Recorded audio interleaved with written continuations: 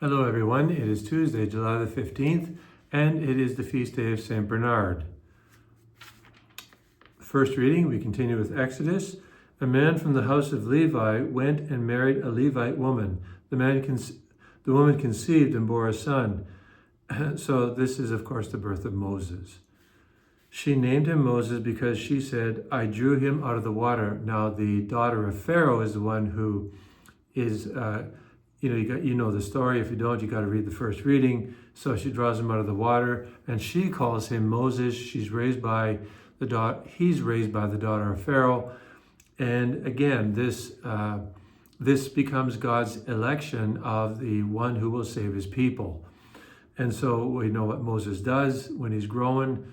He actually kills an Egyptian because he's harming an Israelite.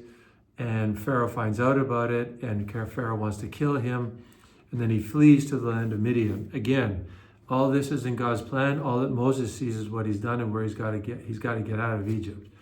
So he doesn't know the big picture. This is why it's so important for us to read this and interiorize it, because God has a plan for Moses. Moses doesn't know it yet. So we see that he goes to the land of Midian, and we know what will happen there. I don't want to advance, the readings, but what you and I want to do is be faithful to what we're supposed to be doing today, because God has a plan for you and he has a plan for me, just as he had a plan for Moses. And it is all part of God's plan of salvation. We're all important to God. Nobody's an oops, right? We're all intended by God, no matter how we've come into existence. Over to the Gospel, Matthew chapter 11. And you, Capernaum, will you be exalted to heaven? No, you will be brought down to Hades. For if the deeds of power done in you had been done in Sodom, it would have remained to this day. But I tell you, on the day of judgment, it will be more tolerable for the land of Sodom than for you. And indeed, I was in Capernaum several years ago. Nothing. Ruins. That's it. So, Chorazin and Bethsaida get the same treatment. So why? Because they reject the Messiah.